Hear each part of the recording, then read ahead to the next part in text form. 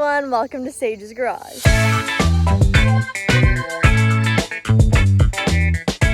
I honestly cannot believe that I'm making this video. This is not how I usually would have edited this together. This would have been multiple videos, so you don't have to sit through and watch a bunch of boring stuff to get to the big news.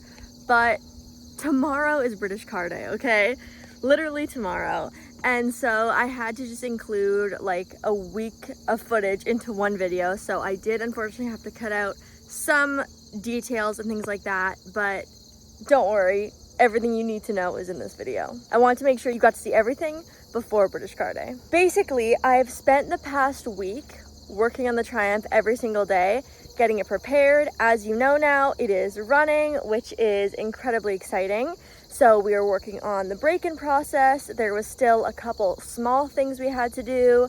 The first thing you're gonna see is us taking off the oil pressure gauge and then putting on the actual oil pressure a little bit. So that's the first thing we're gonna do in this video. But basically, like, we reattached a firewall, little things, cleaning the car, right? Little things, necessarily unimportant, but I wanted to include those to show you just like how good we were feeling about it, if that makes sense. Like, I wasn't doing anything major because I knew I was gonna make it to the show, if that makes sense.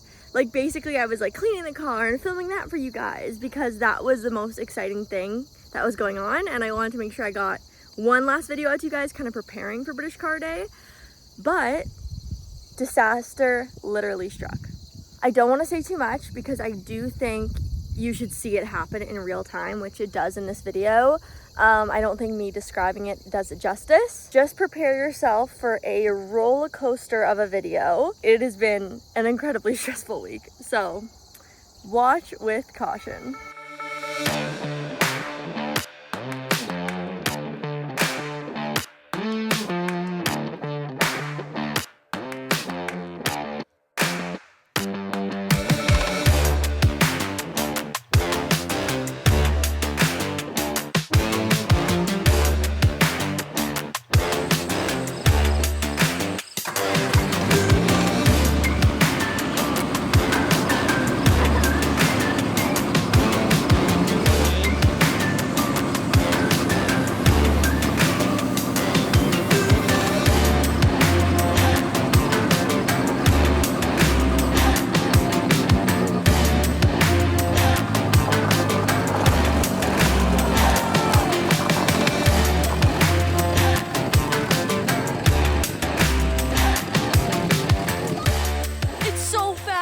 That was not like the Volvo or the other car.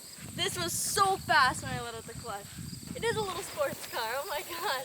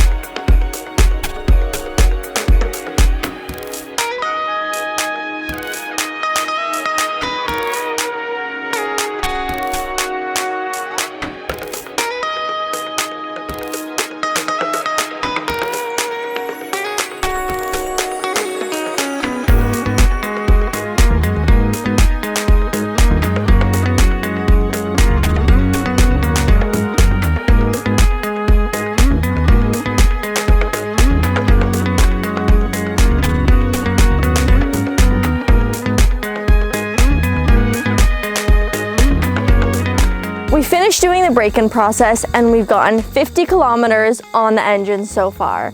Now it's time to do our very first oil change. We've lifted up the bonnet just so we can get a little bit more light in there and see everything more clearly. But basically we're just gonna go ahead. We're going to undo the bolt on the oil pan, drain out all the oil, change the oil filter, and then put the bolt back on and put in some new oil. Let's get started.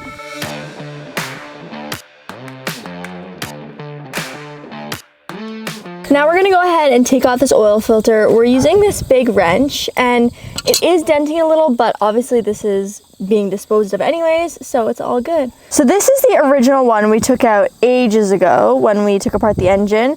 And then this is the new one that we had just took out just now. But then we got a different one this time. At first it looks like it's gonna be different and not fit, but if you turn it over, you can see where the gaskets are exactly the same. So it's just kind of a different shape. It holds the volume differently, but it'll definitely fit on there. Now we're just gonna pop that new one on there.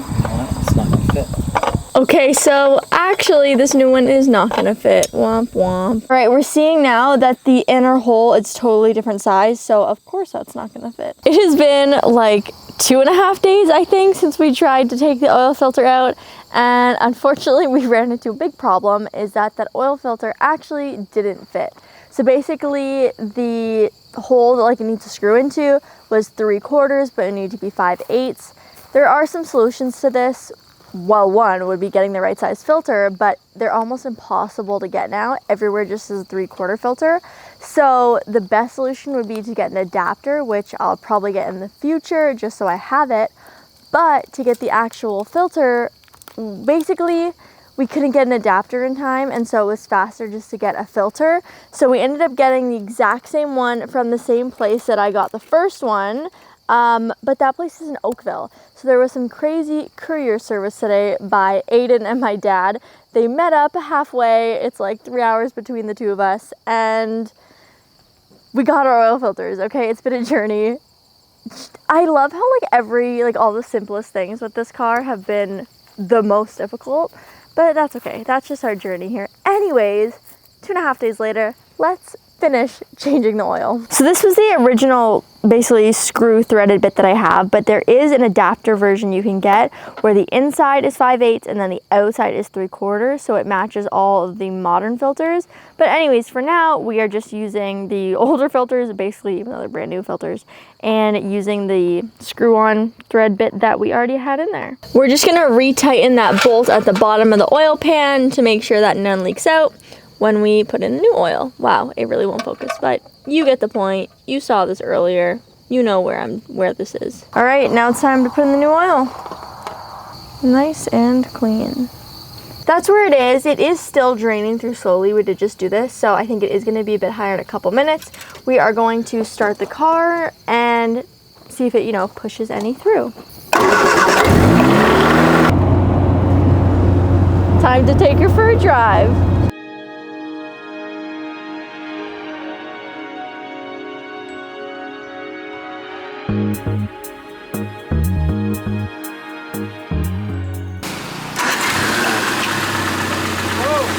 I wish I got that. Get in here. Let's open this. So that's some wiring in here. Sage. Okay, hold on. Is this still wire? Yeah.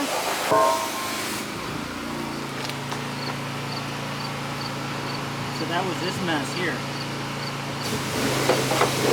That's hot as freaking hell.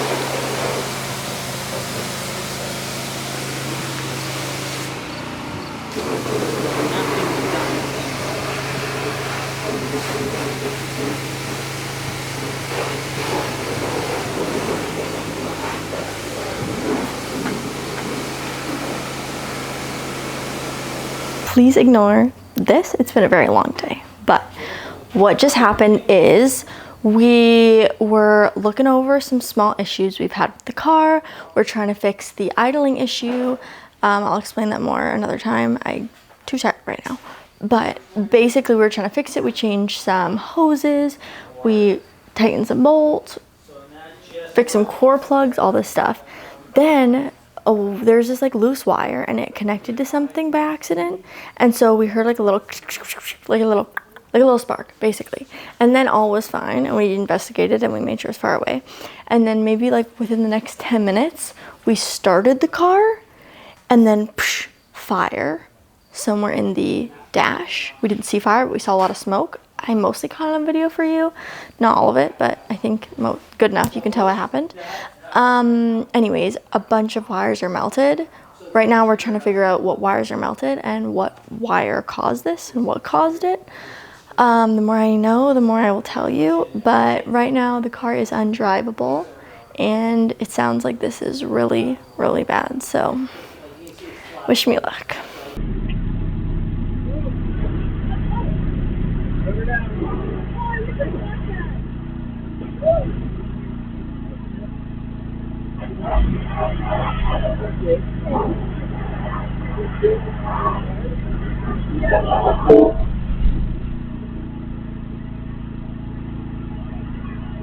Things all bundled together.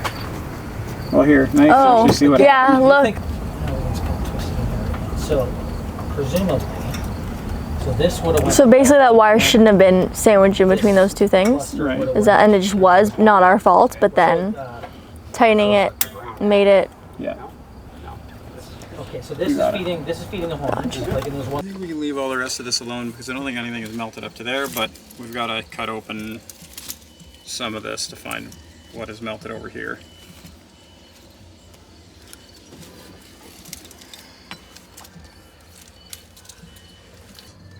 So the good news is it doesn't look like any other wires are super damaged so far. So it just melted and like isolated to its own wire? It just, Well, ran hopefully. The wire, and hopefully it didn't. It's just whether or not this wire melted its way through into another wire. So what happened is the insulation melted itself to the next wires, for sure. And it melted like all that tape. Was that tape before? But now it's like all melty looking, or is it just because That's just because it's old. So the Although some question of the is, tape did melt itself. those wires that got melted to the melted wire, did it go through that insulation to usage? Like, that's the danger. I don't know if I understand what that means. So you're saying Yeah, if we still- melted, See how this wire is like melted through? like, And okay, show her, so it's show her one like of the other wires exposed? that's Yeah, melted see how it's too. exposed? Okay. So if it melted to the point anywhere that it melted also through its neighboring wire and then the inner wires can touch, then it causes a new short when it gets power again. Oh, because it's like other metal touching that shouldn't be. Okay. And then the electricity can go wherever it wants to instead of being controlled. where it needs to go.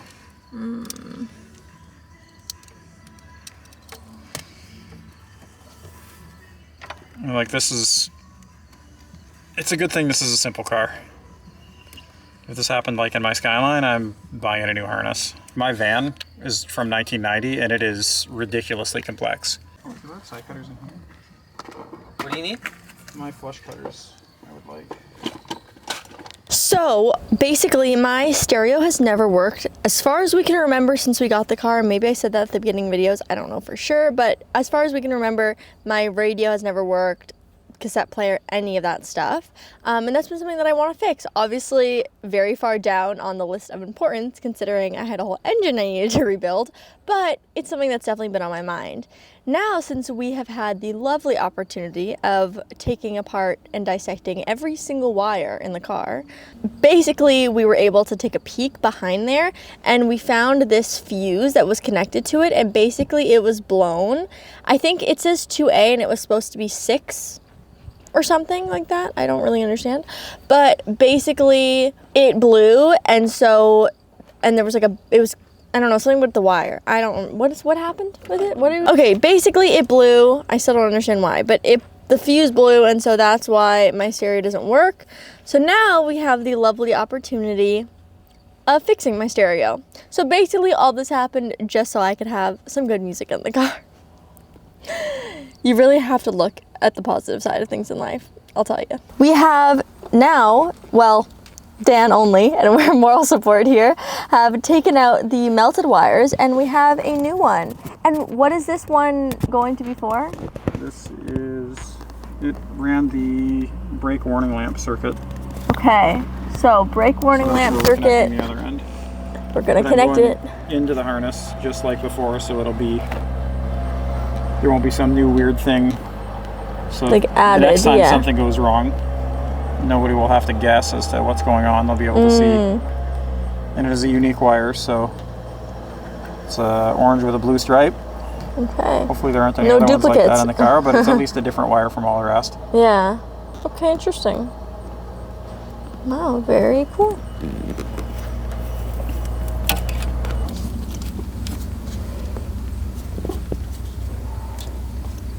Oh, that one looks like it's missing its friend. Oh. Go.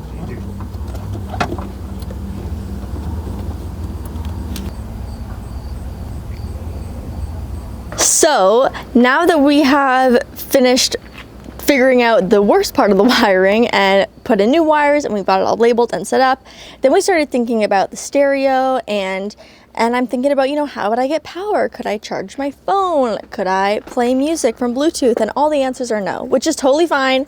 I'm totally okay that this is an older car and I don't have those modern luxuries, completely fine. But some of those small things we could kind of easily fix. So we actually went into a minivan that's back here and we took out a cigarette lighter, and now we're going to fit it into the Triumph, so at least I can have a little bit of power. I could charge my phone, maybe I could put a Bluetooth transmitter.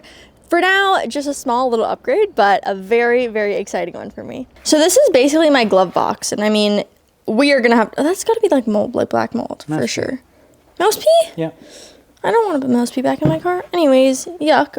We'll deal with fixing this later. But for now, again, all we're doing is trying to get the car to the show. So we're going to cut a little hole here for the cigarette lighter, and then we can put it in there. But yeah, this is like, how did a mouse get up there? That is, I don't want to think about it. That's awful.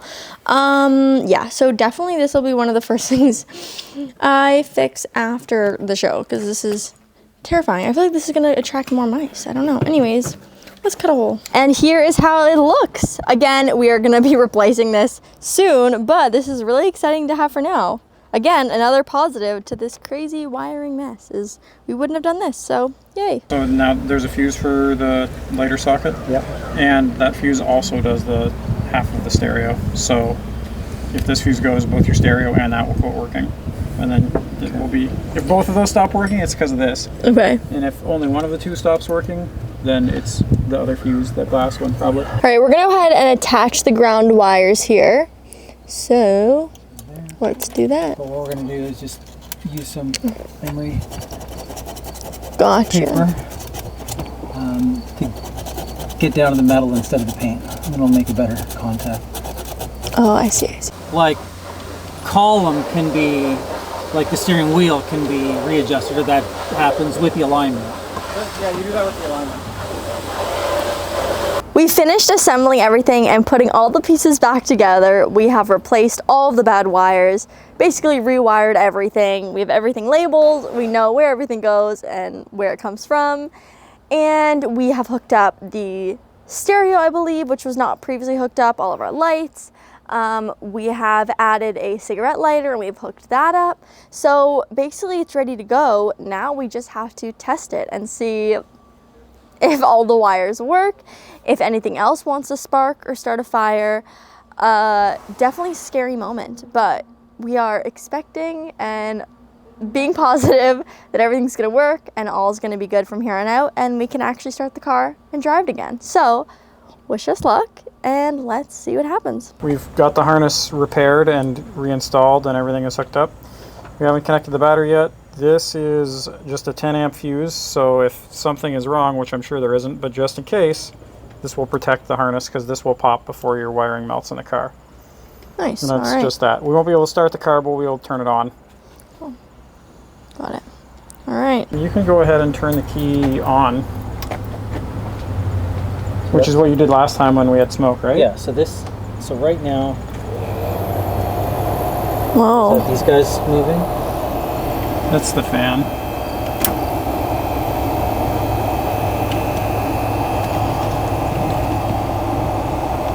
Let me turn on the So lights. this way is off.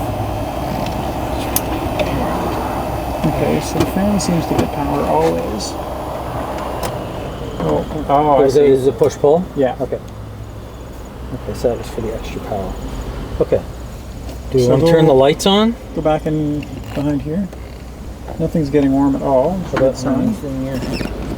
Yeah, I'd say go ahead and turn the lights on. Okay, so I'm gonna go 1, 2. So headlights should be on. Okay, my gas light or my oil pressure gauge light is on. So all the parking lights now work. The headlights aren't turning on at all, but maybe they only turn on with the car running, or maybe that's a problem. Oh, your stereo's on. Oh yeah, 107. Was it AM? 107, 102 AM. Yes. Wow, first time I've ever seen that light up. That's very exciting. So one of the things I found, Dan, which is weird, is that when checking we were checking lights. the signal, they didn't seem to work when just the electric's on. Or is it? You should be able to turn the key on again. Okay, then I'm going to turn it over. You sure it's in neutral? Brakes on. Okay, so electrics again. Oh, so yeah, the ignition light is on, so electric lights. Oh, brake light finally.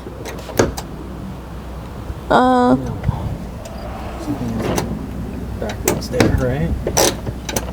This, but that was the dangling one. That was one that was never in. That's why they unhooked it, because it was Never turning off. hazards. No. Or that might not be the brake light. Like we guessed that it was because it was the only thing there, but maybe it was for something else. Yeah, something's clicking, guys. Is it the battery?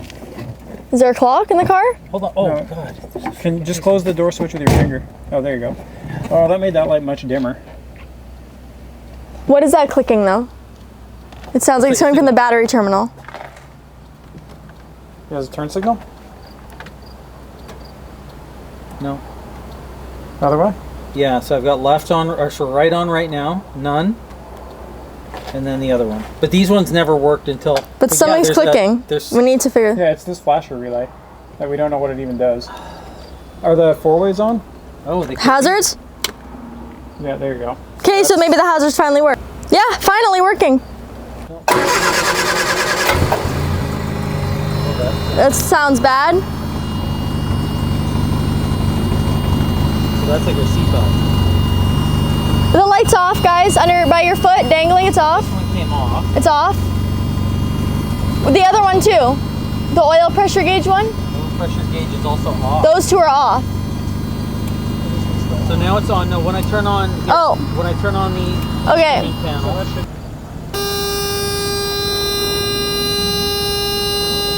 It's only when you flick the switch that it. So I don't even have my ignition light. Oh, now the ignition light's on. So now, And now this is also... so it's like a 3-stage thing, whereas before it wasn't. There's 1, 2, 3, and then I turn it over to start. Okay, so you can turn it off. Okay, so as you saw, we were able to get the car running and nothing blew up or set on fire and it was all good. But now we have a few wiring issues. So we have some lights that are on or off at the wrong times. And we have this buzzing noise that I totally forgot about, but I actually went back to the very first video ever.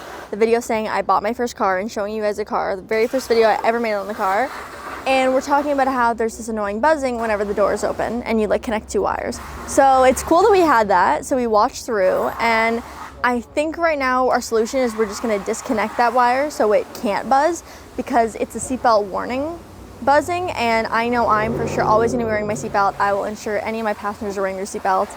I don't need to be reminded of it, and if it's just gonna buzz at any time it wants, we don't need that. So I think right now we're just going to disconnect it.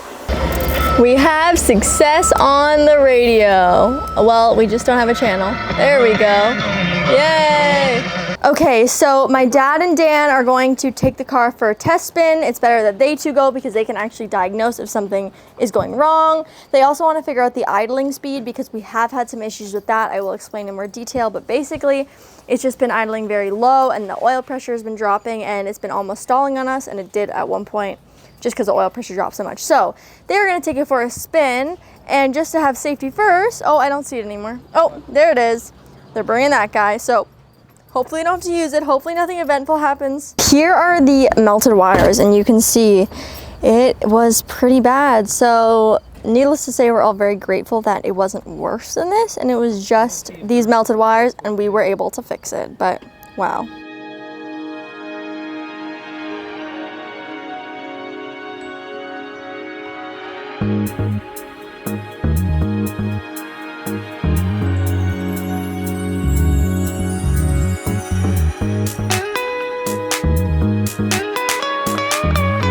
So we've got 56 in the front and like 56 and 3/4 in the rear.